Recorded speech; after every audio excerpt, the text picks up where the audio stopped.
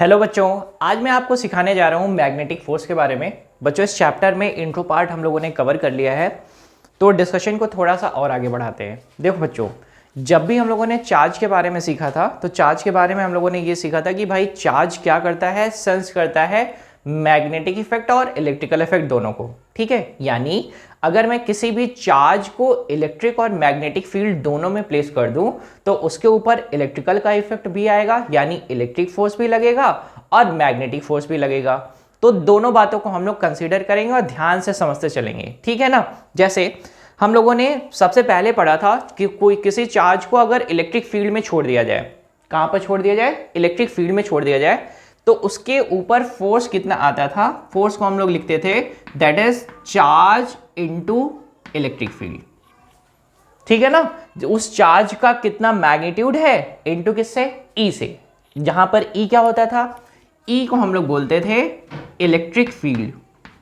ई को क्या बोलते थे, इलेक्ट्रिक फील्ड। कोई गड़बड़ तो नहीं करेंगे, चार्ज को क्या बोलेंगे, इलेक्ट्रिक फील्ड। ये तो आपकी बात होती थी कहां पर, एफ इलेक्ट्रिक फोर्स, यानी जिसको हम लोग लिख सकते थे दैट इज इलेक्ट्रिक फोर्स।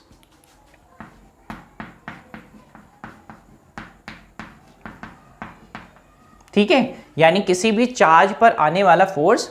अब कंडीशन यहां पर क्या क्या हम लोग सीखने वाले हैं। चार्ज को चलता हुआ छोड़ देंगे, कहां पर छोड़ेंगे, जहां पर इलेक्ट्रिक फील्ड भी होगा और मैग्नेटिक फील्ड भी होगा। अब ध्यान से समझते हैं, जब भी चार्ज रेस्ट पर होगा तो उसके पास सिर्फ, उसके ऊपर सिर्फ लगेगा कौन सा फोर्स, इलेक्ट्रिक फोर्स या इलेक्ट्रिकल फोर्स। लेकिन जब भी चार्ज मूव करता रहेगा तो उस पर लगेगा इलेक्ट्रिकल फोर्स के साथ साथ, यानी इलेक्ट्रिक फोर्स के साथ साथ मैग्नेटिक फोर्स भी। ठीक है, तो आज का जो मेन डिस्कशन हम लोग का रहने वाला है वो इसी बात पर रहने वाला है कि इलेक्ट्रिक फोर्स होगा तो कितना, वो तो हमें पता है दैट इज Q इंटू ई। तो main task is what is magnetic force, यानी किसी भी चार्ज के ऊपर लगने वाला मैग्नेटिक फील्ड में फोर्स ही क्या कहलाएगा, मैग्नेटिक फोर्स। भाई फील्ड कौन सा है, मैग्नेटिक फील्ड, तो उसमें चार्ज रखा जाएगा तो चार्ज पर कौन सा फोर्स लगेगा, मैग्नेटिक फोर्स। अच्छी बात यह है कि जब भी चार्ज रेस्ट पर हो रहेगा तब उसके ऊपर कोई भी फोर्स नहीं लगने वाला। मैं रिपीट करता हूं, जब भी कोई भी चार्ज रेस्ट पर होने वाला है उसके ऊपर कोई भी मैग्नेटिक फोर्स नहीं लगेगा। ठीक, दूसरी बात यहीं पर और भी बात कर लेते हैं।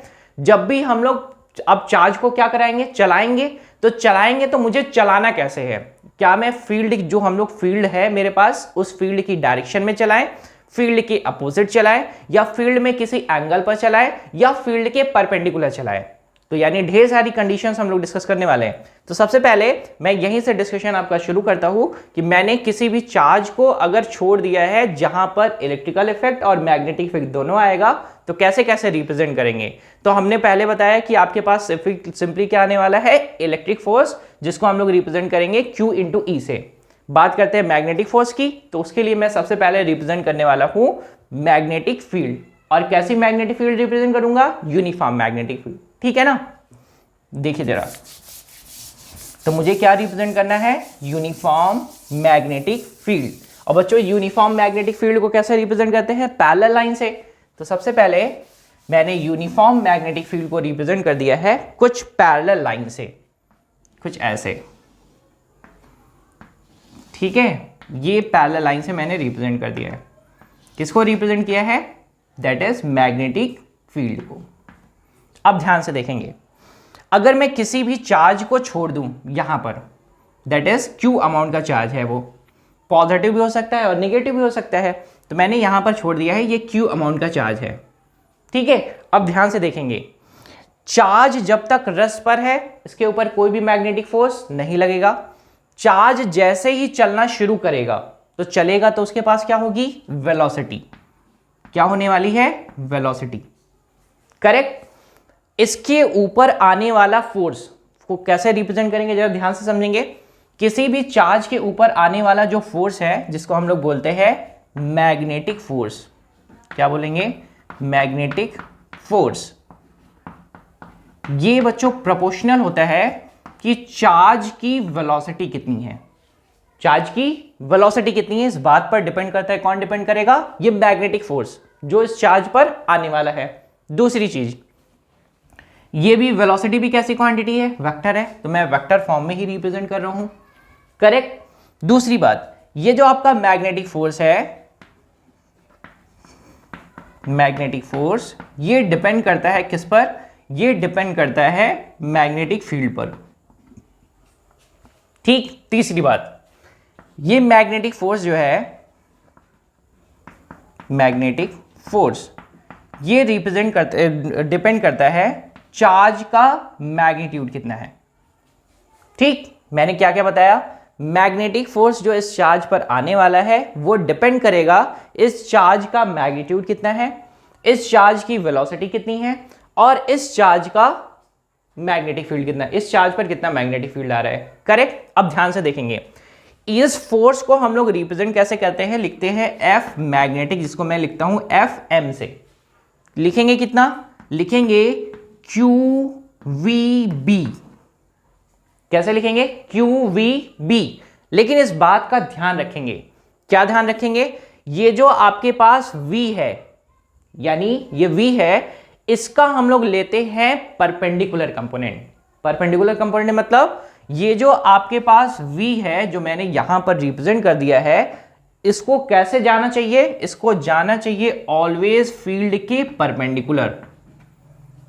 ऑलवेज फील्ड के कैसा जाएगा, परपेंडिकुलर जाएगा। यानी अगर आप किसी भी चार्ज को फील्ड में छोड़ दें किसी भी एंगल पर, तो उनका जो ये परपेंडिकुलर कंपोनेंट ऑफ वेलोसिटी है वो प्रोडक्ट होगा किसके साथ, मैग्नेटिक फील्ड के साथ। यानी इसको हम लोग रिप्रेजेंट कैसे करेंगे, that is Q V B.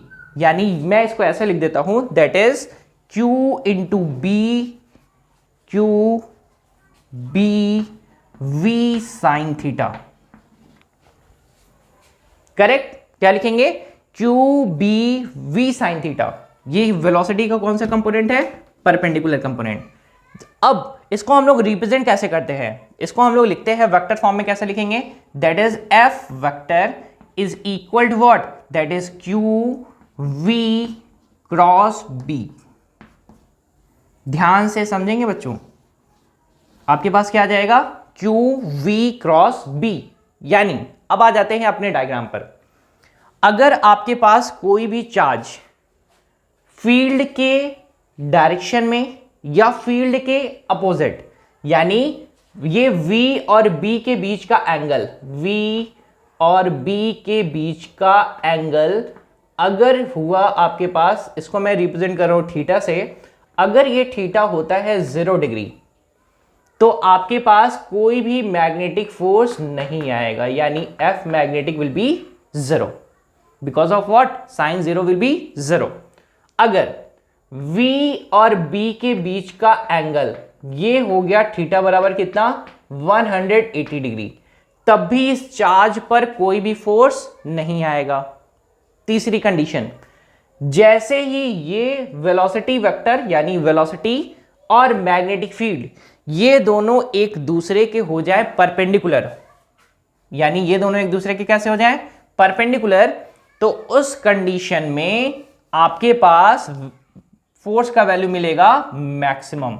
यानी ये अगर इस ऐसी कंडीशन है कि आपके पास जो आपका फील्ड वेक्टर है और जो आपका वेलोसिटी वेक्टर है दोनों एक दूसरे के अगर परपेंडिकुलर है, तो आपके पास मिलेगा मैक्सिमम फोर्स, जिसको हम लोग रिप्रेजेंट करेंगे that is F magnetic equal to Q V B से, करेक्ट। जहां पर थीटा कितना रहेगा, 90 डिग्री। बात समझ में आ चुकी है कायदे से।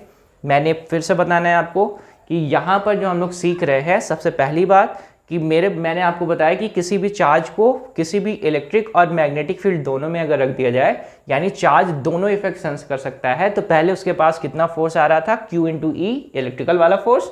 दूसरा उसके पास आएगा उसके ऊपर आएगा मैग्नेटिक फोर्स, ठीक। मैग्नेटिक फोर्स होगा क्या, कैसे निकालेंगे, तो मैग्नेटिक फोर्स डिपेंड करता है कि वेलोसिटी कैसी है या वेलोसिटी कितनी है, वेलोसिटी कम है या ज़्यादा है। उसके साथ साथ ये वेलोसिटी की डायरेक्शन पर भी डिपेंड करता है कि चार्ज किस डायरेक्शन में किस वेलोसिटी से मूव कर रहा है, ठीक है, करेक्ट। अब ध्यान दीजिएगा, ये मैग्नेटिक फोर्स डिपेंड करता है मैग्नेटिक फील्ड पर, ये मैग्नेटिक फोर्स डिपेंड करता है चार्ज के मैग्नीट्यूड पर, ठीक। चार्ज का कितना मैग्नीट्यूड है, तो वहां से हमको मिल जाता है F M equal to Q B यानी वी साइन थीटा। मुझे perpendicular component of velocity treat करना है, जहां से अगर मैं इसको वेक्टर फॉर्म में अरेंज करूं तो मुझे मिलता है F equal to Q V cross B, जहां पर मुझे मिलेगा F M equal to what, that is Q V B. किस केस में, जब थीटा कितना डिग्री रहेगा 90 डिग्री, और अगर थीटा रहने वाला है 0 या 180 तो आपके पास कोई भी मैग्नेटिक फोर्स नहीं लगेगा चार्ज के ऊपर।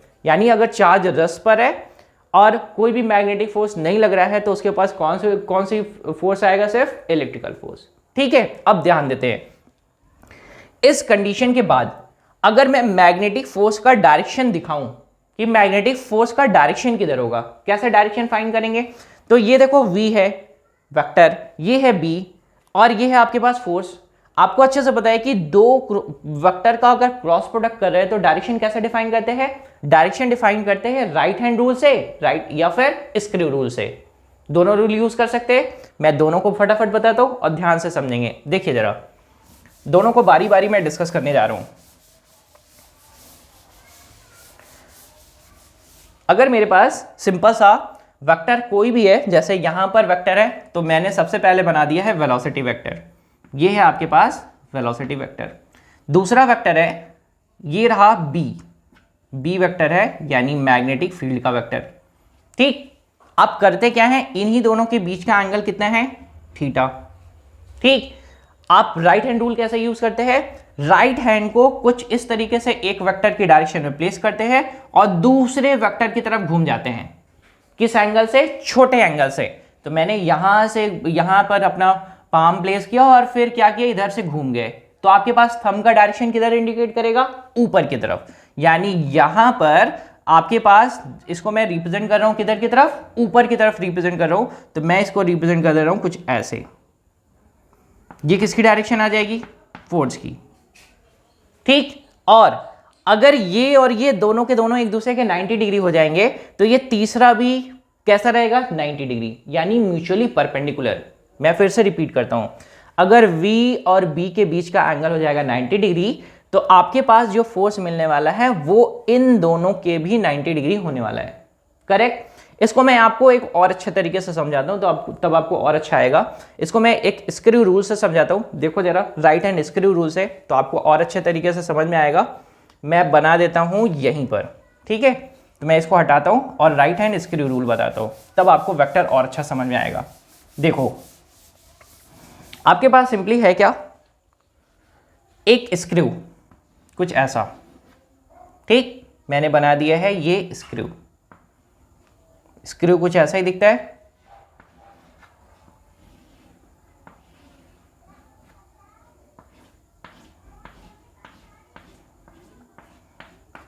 करेक्ट, स्क्रू कुछ ऐसा ही दिखता है आपको। अब करना क्या है, ध्यान से समझेंगे। आपको ना वेक्टर को कैसे प्लेस कर देना है किसी भी डायरेक्शन में। तो मैंने देखा पहला वेक्टर है ये रहा, कौन सा वेक्टर था, v। दूसरा वेक्टर कौन सा है, ये है, कौन सा वेक्टर है, b। आपको चलना किधर से है, v से b की तरफ। अब ध्यान से समझेंगे, ये कितना एंगल है, थीटा। स्क्रू रूल क्या कहता है कि जो भी आपका वेक्टर है ना, वहां पर आपके पास जहां पे दो वेक्टर ज्वाइन हो रहे हैं वहीं पर क्या करेंगे, आप एक स्क्रू टाइट कर दीजिए। और स्क्रू को टाइट करने के बाद क्या करना है, आपको ना छोटे वेक्टर से यानी पहले वेक्टर से बड़े वेक्टर की तरफ घूम जाना है। और कैसा है, राइट हैंड।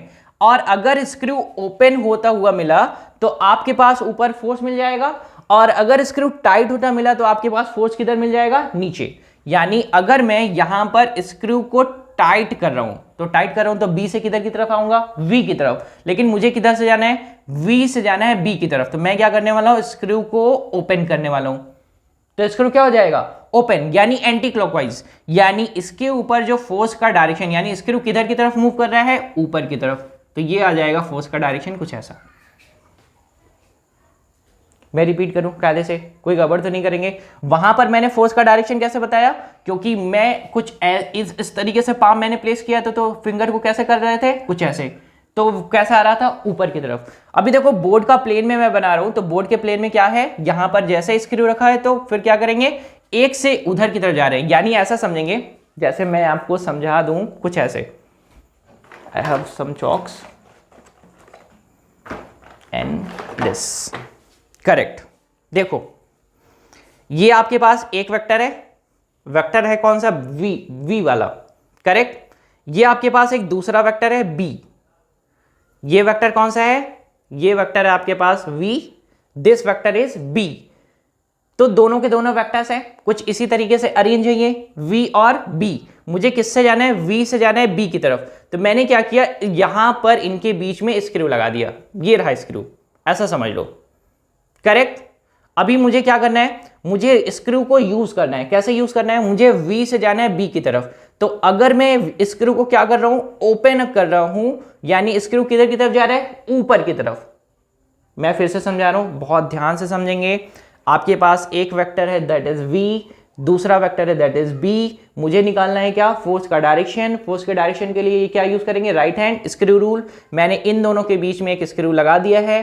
अब क्या कर रहे हैं, मुझे राइट हैंड से क्या करना है, स्क्रू को अगर मैं यहां से एक वेक्टर से दूसरी वेक्टर की तरफ जाऊं, किधर से जाना है, v से b की तरफ। तो आपके पास अगर स्क्रू टाइट हो रहा है, टाइट होगा तो किधर आएगा, नीचे। अगर ओपन अप होगा तो किधर आएगा, ऊपर। तो आपके पास इधर जा रहे हैं v से अगर b की तरफ जा रहे हैं तो स्क्रू क्या हो रहा है, ओपन अप हो रहा है, यानी b फोर्स का डायरेक्शन किधर आएगा, ऊपर की तरफ, जो मैंने रिप्रेजेंट कर दिया है। तो आपके पास ये क्या आ जाएगा, फोर्स का डायरेक्शन, और फोर्स का डायरेक्शन किधर आ जाएगा, ऊपर की तरफ बच्चों। ठीक है, समझ में आया ना, right hand screw rule, correct. अगर मैं इसी को उल्टा कर देता तो कैसे, अगर सपोज करो मैं b से v की तरफ आ जाऊं, तो आपके पास फोर्स का डायरेक्शन किधर आएगा, नीचे की तरफ। लेकिन आपके पास ये आ कैसे जाएगा, निगेटिव, करेक्ट। कोई गड़बड़ तो नहीं करेंगे ना। यानी अगर मैं v क्रॉस b की जगह पर b क्रॉस v कर दूं तो मुझे फोर्स कैसा मिलेगा, निगेटिव। मैं उम्मीद कर रहा हूं बच्चों ये समझ में आ रहा है आपको बहुत अच्छे तरीके से। मैंने ये आपको क्या बताया है, this rule is right hand screw rule. इस रूल को क्या बोलते हैं, राइट हैंड स्क्रू रूल। ठीक है, मैंने सिंपली आपको बताया कि आपके पास सबसे पहले क्या निकाल लेंगे, that is F equal to V cross B, M Q V cross B. V cross B से क्या मिलेगा मुझे, द डायरेक्शन ऑफ फोर्स। उसी फोर्स को मैंने रिप्रेजेंट कर दिया है कुछ इस तरीके से। दो तरीके हम लोग यूज कर सकते हैं, राइट हैंड रूल और राइट हैंड स्क्रू रूल, ठीक है ना, या पाम रूल ऐसा बोल सकते हैं कि एक वेक्टर से दूसरे वेक्टर की तरफ घूम जाएंगे and thumb indicates what, the direction of force, correct. चलिए, अब जैसे ही ये फोर्स हम लोग पढ़ते हैं ना, तो करना क्या रहेगा, जब भी हम लोग दो फोर्सेस का कॉम्बिनेशन कर दें, कॉम्बिनेशन कौन से फोर्स का, इलेक्ट्रिक फोर्स और मैग्नेटिक फोर्स। अगर दोनों फोर्सेस का कॉम्बिनेशन को कंबाइन कर देते हैं हम लोग, तो इस फोर्स को बोलते हैं लॉरेंज फोर्स। कौन सा फोर्स बोलेंगे, लॉरेंज फोर्स। मतलब जो हमारे पास इलेक्ट्रिक फोर्स आया था that is F electric equal to Q into E, और यहां से आपके पास कितना मिला है, F magnetic equal to Q V cross B। तो मैं इसको लिख रहा हूं F magnetic equal to what, that is Q V cross B। और बच्चों अगर मैं दोनों फोर्सेस को जोड़ दूं तो बोलेंगे क्या, that is F electric plus F magnetic equal to बोलते हैं लॉरेंज फोर्स। ठीक है ना, L फोर्स मैंने लिखा है, L स्टैंड फॉर लॉरेंज। तो मैं लिख देता हूं यहां पर लॉरेंज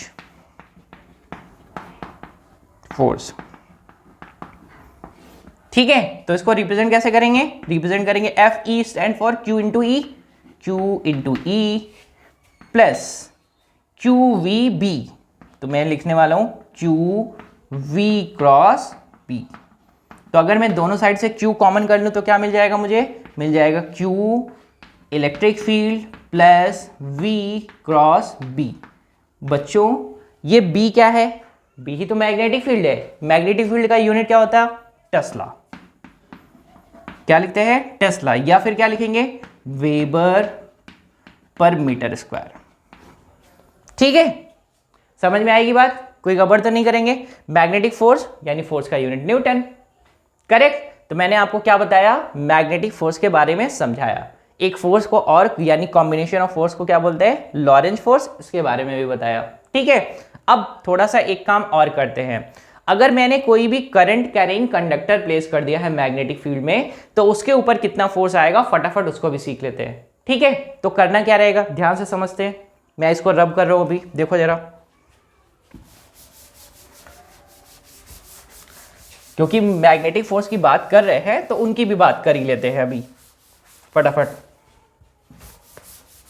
देखिए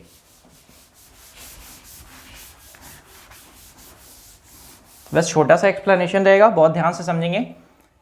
कोई भी मैग्नेटिक फोर्स को मैंने रिप्रेजेंट कर दिया यूनिफॉर्म मैग्नेटिक फील्ड को, कुछ ऐसे, ये यूनिफॉर्म मैग्नेटिक फील्ड रिप्रेजेंट कर दिया मैंने, ठीक है। इस मैग्नेटिक फील्ड में मैंने रख दिया है किसी भी कंडक्टर को, ये रहा कंडक्टर, ठीक है, ये कोई भी कंडक्टर है। इस कंडक्टर का लेंथ मैं ले लेता हूं कितना, L। इस कंडक्टर का लेंथ ले लेता हूं कितना, L। तो अब अगर मैं पूछूं सिंपल सा आपसे पूछूं, बताओ जरा इस कंडक्टर में कितने चार्ज हैं, इस कंडक्टर में कितने चार्ज हैं, तो आप क्या बोलते हैं, आप सिर्फ इतना सा फॉर्मूला लगाते हैं कि आप अगर मुझे नंबर डेंसिटी बता देते, नंबर डेंसिटी मतलब number of electron per unit length,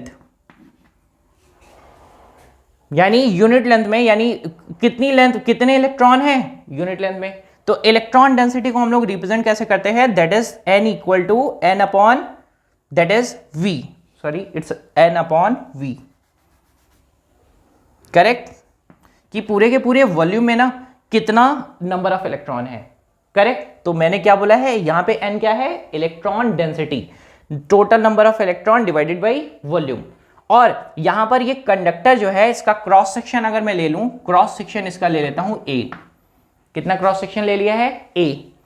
तो अगर मैं वॉल्यूम डिसाइड करूं इनका, तो मैं वॉल्यूम में लिख सकता हूं दैट इज कितना, that is n upon l into a। कोई गड़बड़ तो नहीं करूंगा, पक्का। तो अगर मैं टोटल नंबर ऑफ इलेक्ट्रॉन इनसे पूछूं तो ये क्या बोलेंगे, सर नंबर ऑफ इलेक्ट्रॉन हो जाएगा आपके पास total, that is electron density into length into area of cross section. ये आ गया आपके पास क्या, टोटल नंबर ऑफ इलेक्ट्रॉन। अब आपको अच्छे से पता है कि अगर मुझे टोटल क्वांटाइजेशन ऑफ चार्ज से हम लोगों ने क्या पढ़ा था, that is quantization of charge से हम लोगों ने पढ़ा था Q equal to N into E। क्या पढ़ा था, Q equal to N into E, जहां पर ये N क्या हुआ करता था, total number of electron, correct. यहां पर चार्ज को हम लोग किससे रिप्रेजेंट कर रहे हैं, Q से ही रिप्रेजेंट कर रहे हैं। तो मैंने सिंपली ना क्या करना है कि अगर मैं टोटल नंबर ऑफ इलेक्ट्रॉन की बात करूंगा तो आपके पास Q equal to N into E set कर सकते हैं, यानी मैं टोटल चार्ज की जगह पर लिख सकता हूं टोटल चार्ज बराबर कितना हो जाएगा, NLA, that is electron density, length of conductor and area of cross section of conductor, and that is charge, जो छोटू सा चार्ज इसमें चलने वाला है, that is Q।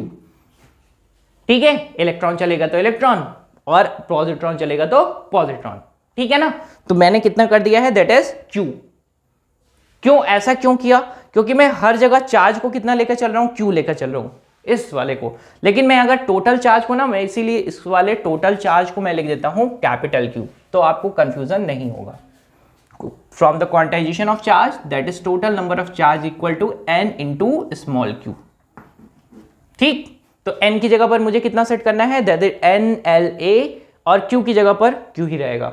That is ये आपके पास क्या आ गया, टोटल नंबर ऑफ चार्ज। तो आप देखो जरा, फोर्स का फॉर्मूला आपको पता है ना, फोर्स का फॉर्मूला क्या होता है, QVB, करेक्ट। कोई गड़बड़ तो नहीं करेंगे। अब देखो जरा, मैं इनको रब कर रहा हूं फटाफट जल्दी जल्दी से।